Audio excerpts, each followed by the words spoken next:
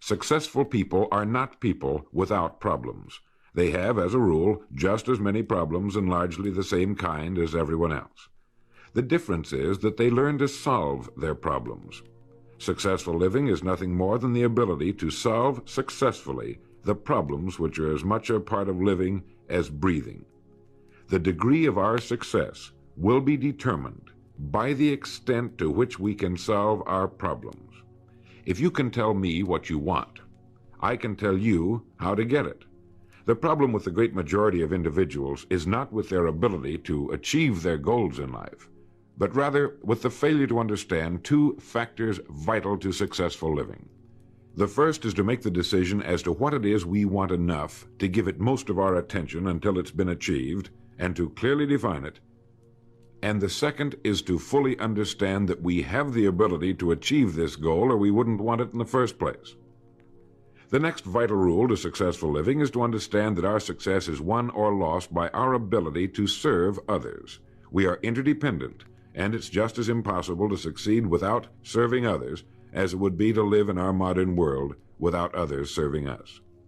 Our rewards in life will and must always be in exact proportion to our service.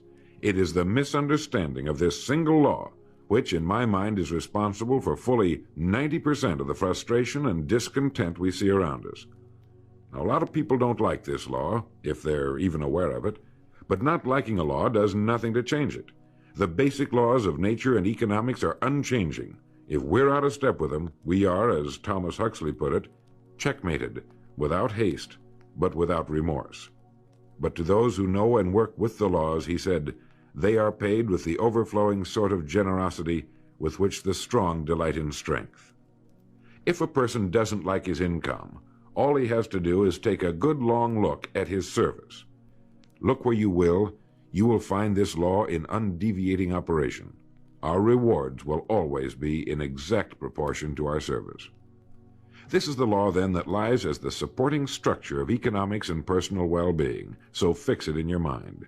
All attempts to sidestep or in any way avoid this law will result in frustration and failure.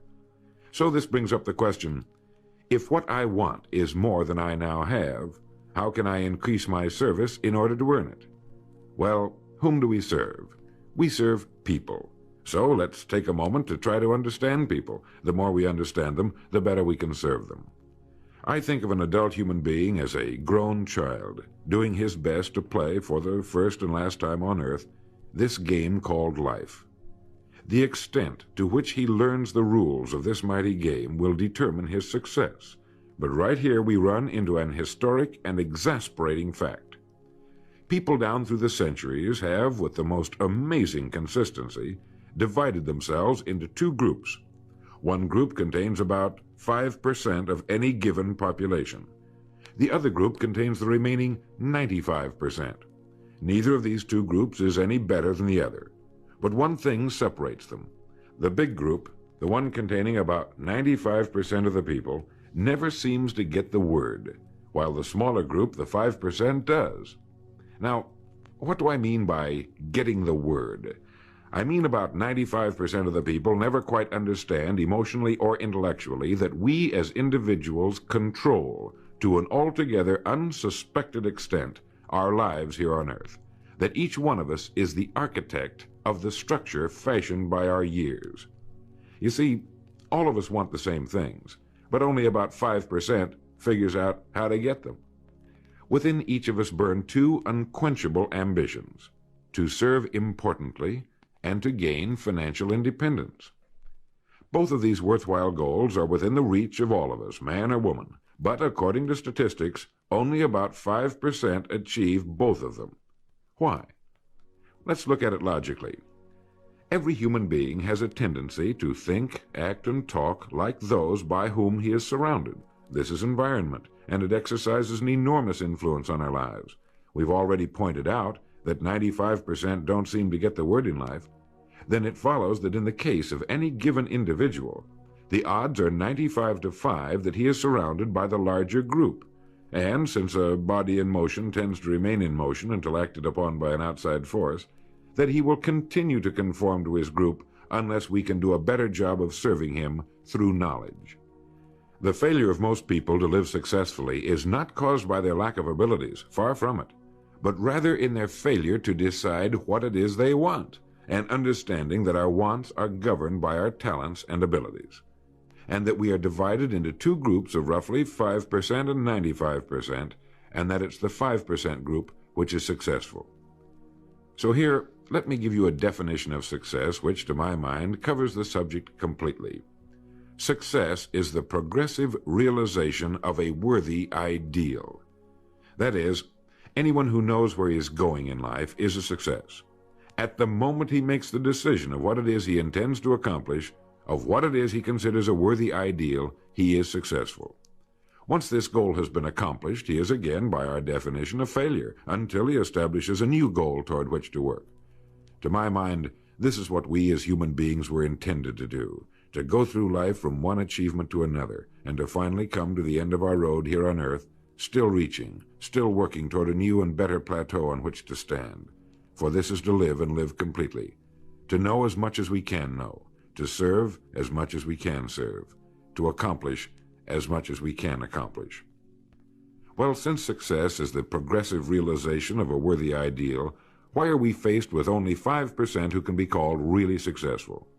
Because the best estimates available tell us that only about 5% will ever decide upon and define the one thing they want. One thing, because we can only do one thing at a time. To my mind, the story of a person's life is the story of a quest, a search to which he devotes his life. We know that the happiest people on earth are those who know exactly what it is they seek and set boldly out to find it. And while we're all dreamers, the fortunate ones are those who have found a dream so exciting and worthwhile that they'll devote a part or all of their lives to making that dream come true. But while all dream, by far the great majority, that 95%, never realizes that a persistent daydream is often the point on which we should set our compass, the place toward which it is meant for us to journey. The tragedy is that the great majority shrugs off this built-in direction finder and returns to the wide, visible, well-marked road in life which they feel must be the best road because it carries the heaviest traffic. Well, let's make this point clear. The road in life with the heaviest traffic is not the best road to follow, for it is the road of the 95%. It is the road with no more opportunity and with 19 times as much competition. Of all the billions of human beings who've lived on Earth, all great advances, all great ideas have come from just a handful, a few thousand out of billions. Now, how have the people as a group reacted to the great ideas? Every great leader and thinker, from Socrates to the Wright brothers, has been scorned, ridiculed, poisoned, imprisoned, stoned, pilloried, burned at the stake, or crucified. Mankind as a group has made a consistently grisly game of tormenting his saviors. Why? Lack of information, lack of knowledge. It comes from following the wrong crowd. What can we learn from all this as individuals? Two things. One, to amount to anything as individuals, we've got to be individuals. We've got to have individual goals, individual thinking, individual action. And two, we must never conform to the great mass of people. We must love them, help them, for our joy and success will be determined by the extent to which we serve them. But we must never lose our individuality and identity by permitting ourselves to be submerged in this suffocating sea of indirection and purposelessness. There's nothing wrong with emulation. In fact, it's a good idea, so long as we emulate a person who represents that which we wish to become, but never the crowd, never the 95%. We are what we think about. Our minds, our thinking, controls our destinies here on earth to a degree totally unsuspected by the great majority of people. When you think about it a moment, it becomes so obvious, so clear and simple. Well then, if we become what we think about, and if we can control our minds, we can pretty well tell our own future. And that's the point I want to make. That's what I meant when I said earlier that each one of us is the architect of the structure fashioned by our years. This means that if we're confused about what we wish to become or accomplish, our lives, our environment will mirror that confusion. It also means that if we know what it is we seek, that it must be accomplished. barring an act of God or a catastrophe over which we have no control, we as individuals can call our own shots for the rest of our lives. We can know what it means to go through life from one success to another, to play life according to the rules and reap the rewards. We can know what it means to have peace of mind and live calm, cheerful, successful lives.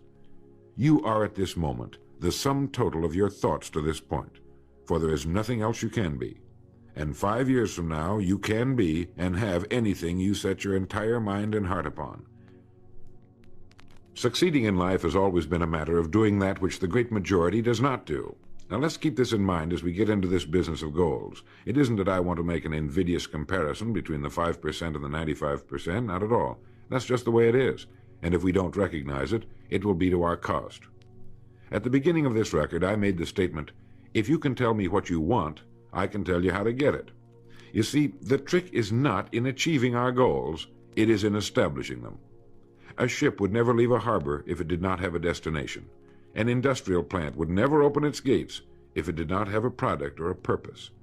Football would not be played without goalposts, nor would baseball without a home plate. Every business operates for a purpose. Every game has a reason. Getting back to the analogy of our ship, if you were to climb to the navigation bridge and ask the captain the name and location of his next port of call, he would tell you immediately. There's not the slightest doubt in his mind. Can you tell anyone your destination just as quickly and in one sentence? The captain of the ship knows that he can arrive at only one port at a time. He knows that it's impossible to arrive at two. Do you know that? He also knows that his destination will be invisible for fully 99% of his voyage, but he knows it's there, and that he'll reach it, barring an unforeseen catastrophe, if he will just keep doing certain things a certain way every day. One fine morning his destination will appear on the horizon. He'll sail into port, his voyage successfully completed. When his business has been accomplished, he'll then sail to another predetermined port of call, and this will take him and his ship from one success to another for the rest of both of their lives. By understanding that he can reach only one port at a time, the owner of a ship can, in the short space of a very few years, reach hundreds of ports successfully. There'll be problems, lots of them, but they'll be solved, and the ship will steam its solitary course over the deep oceans of the world, devoting its life to accomplishing its mission and contributing its share to the welfare and economy of the world. Men and women who follow this sensible, obvious, and meaningful way of life will do the same. But the paradox is that most are like ships without rudders. They're subject to the whims of wind and tide. And while they hope they'll one day arrive in a rich and bustling port, you and I know that for every narrow harbor entrance, there's 1,000 miles of treacherous and rocky coastline. The chances of their just drifting into port are 1,000 to 1 against them. These are the unfortunate people who, not knowing the rules, believe that circumstance controls our lives. They believe in luck and superstitions, fate, the breaks. They believe that success comes as the result of who you know, not what you know. And while they cling to their false alibis, life passes them by. For the rules of life are just, and they are checkmated, without haste, but without remorse. Now what about you? Remembering that the definition of success is the progressive realization of a worthy ideal, what's the ideal toward which you are working, now, today, yesterday, and tomorrow? Can you write it in one sentence? Is your goal sharply and clearly defined? I mentioned on the first side of this record that I could tell you how you could be and have anything you set your mind on in 5 years. To better understand this, you must examine one of the most overlooked facts in the world. It is that every job, no matter what it may be, holds somewhere within itself the key to everything we want in life, the key to greatness. But we must look for it, and we must think. Decide to become a professional at your business. You see, we can either compete or create. If we compete with all the other people in our line of work, we must be willing to accept the same rewards. If that's what we want, fine. But if we want to become professionals at what we do, then we must create. And when we begin to do this, there's no limit to that which we can achieve. We hear a lot these days about a word called security. Everyone wants security, but not 1 in 10 can tell you what it is. Most people will tell you that security rests with a job. This is impossible. There is no such thing as a job that represents security. Anyone with a job can lose it for any one of 1,000 reasons at any time. There is only one place on earth you can find security, and if it isn't there, it isn't anywhere. It's inside of a person, never outside. If a man has security inside, where it belongs, his wife and children can feel it when he sits down to eat with them, and they're warmed by it. If a man has security inside, where it belongs, you can see it walking down the street, and you can feel it when he enters a room. That's security, and you can't take it away from him. You can take away his money, his home, everything but a wife who's willing to start over, and most of them are, and drop him anywhere in the country. Go back in a year, and he'll be doing just as well as when you found him the first time. You can't keep a good man down, no matter what you do to him. Like cream on milk. You can shake it all day, but just set it down for a while, and it'll bounce right to the top again. This man or this woman has security, where it belongs. And do you know where it comes from? It comes from doing what we do for a living surpassingly well. It comes from being a pro in a world of amateurs.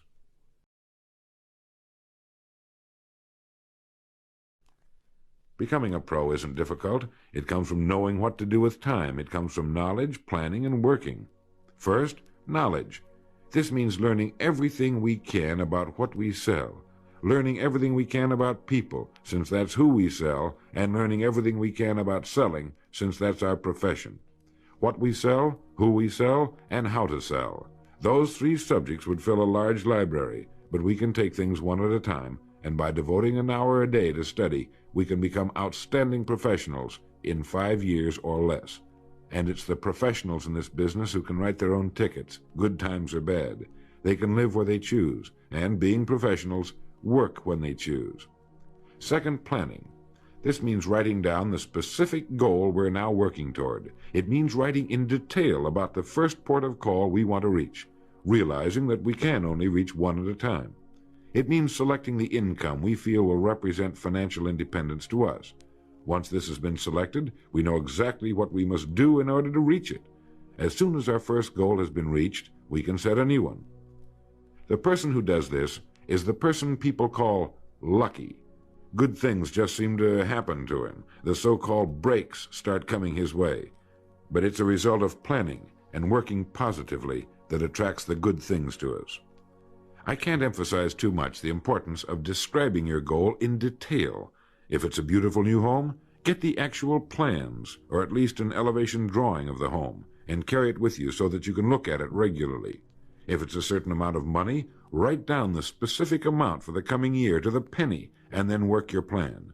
Whatever your goal may be, write it down in detail. Then you're like the ship. You're on course, and you'll reach more successful ports in a few years than most men do in a lifetime. And third, working. Working more than the average, if we're going to achieve more than average results, is necessary, of course. But with proper planning and with knowledge, it seems easy. Moreover, to work, we need energy, and energy is inextricably linked to desire. Unless we have a desire to do a certain thing, we find ourselves without the energy. But you will never find desire without energy. Once our goal has been crystallized in our minds and we realize that we become what we think about, our doubts vanish as to whether or not we can achieve our desired ends, and with the picture of our dream in our mind, we have abundant energy. Compared with what we ought to be, we're only half awake. Our fires are damped, our drafts are checked. We're making use of only a small part of our possible mental and physical resources. Stating the thing broadly, the human individual thus lives usually far within his limits. He possesses powers of various sorts which he habitually fails to use. He energizes below his maximum, and he behaves below his optimum. And then he wrote, "Excitements, ideas, and efforts, in a word, are what carry us over the dam." He goes on in this excellent essay to point out that we have deep reservoirs of abundant energy that we habitually fail to use, and that by pushing past the first false feeling of fatigue, we will find an exhilarating second wind that will take us to our goals. This is why in studying the lives of the world's great men and women, we find they seemed to be indefatigable. Work meant nothing to them, because what they were doing, where they were going, filled their entire worlds. Frequently, people find it difficult to establish a goal toward which to work. Realizing that we cannot be successful without a goal, here's a good way to solve the problem. Get off by yourself and where you can think without being disturbed. Then write on a sheet of paper a complete description of the person you would like to be and the things, in being this person, you would have. Once this has been done, start acting the part of the person you wish to become. Carry as often as you can a clear mental image of the person you want to be and begin to be that person. Soon this will become so knit with habit it will lead you without fail to the goal you seek. You see, when you begin to do this, you're using your greatest power, your mind, and you will become what you think about. The only thing about a man that is a man is his mind. Everything else you can find in a pig or a horse. Think about that line until you know what it means.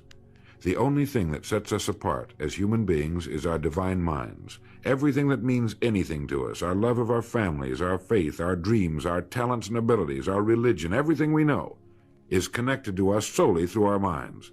Our minds represent our hope and our future. Yet, as a rule, it is the last place the average person will turn to for help.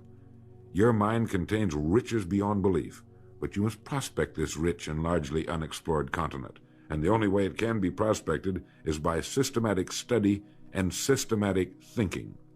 Your mind is like a muscle. It will develop only to the extent that you use it, no more.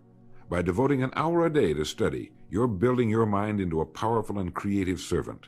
If you only do this 5 days a week, it comes to 260 hours a year. That's 1,300 hours in 5 years, or the equivalent of 162 8-hour days devoted to study and research. Believe me, if you'll do this, in 5 years you'll be one of the most accomplished professionals in your field, and you'll have the world on a string. You will virtually be able to write your own ticket. The average man works 8 hours a day, about 50 weeks a year, for 40 years. That's time enough to become great at anything. The time will pass anyway. We might as well reap the rewards.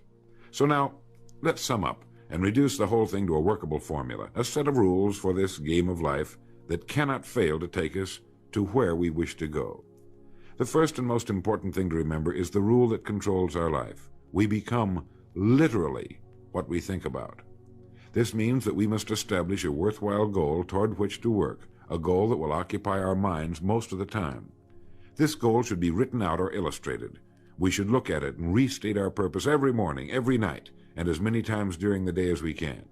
We must fully understand, emotionally as well as intellectually, that whatever it is we set our heart upon will become real in our lives. We must also remember the law that lies as the basic foundation for all economics and personal well-being as well. Our rewards will be in exact proportion to our service, and if we want to get into the top 5% of the people, we must often cut ourselves away from the effects of our environment and become individuals with individual goals, individual thinking, individual actions. We must realize that our daily work contains more opportunities than we could develop in a lifetime, and that our job contains within itself the key to greatness, the road to everything we could possibly want in life for ourselves and our families. We must realize, too, that security can be found in one place only, inside of us. If it isn't there, it isn't anywhere. And the only road to security lies in doing what we do for a living surpassingly well. And lastly, that we must become professionals at what we do, and that becoming a pro involves knowledge, planning, and working. Knowledge of what we sell, who we sell, and selling. Planning by establishing the goal, which automatically establishes our work pattern. The great salesman is like the great golfer. It looks easy the way he does it, because it is easy the way he does it. But it took time, dedication, and work in its accomplishment. Is it worth it? You bet it is. P.G. Hamilton once wrote, "Let's be different. A strong life is like that of a ship of war, which has its own place in the fleet and can share in its strength and discipline, but can also go forth alone to the solitude of the infinite sea. We ought to belong to society, to have our place in it, and yet be capable of a complete individual existence outside of it. And remember the strangest secret, will you? You are now, and you will become, what you think about."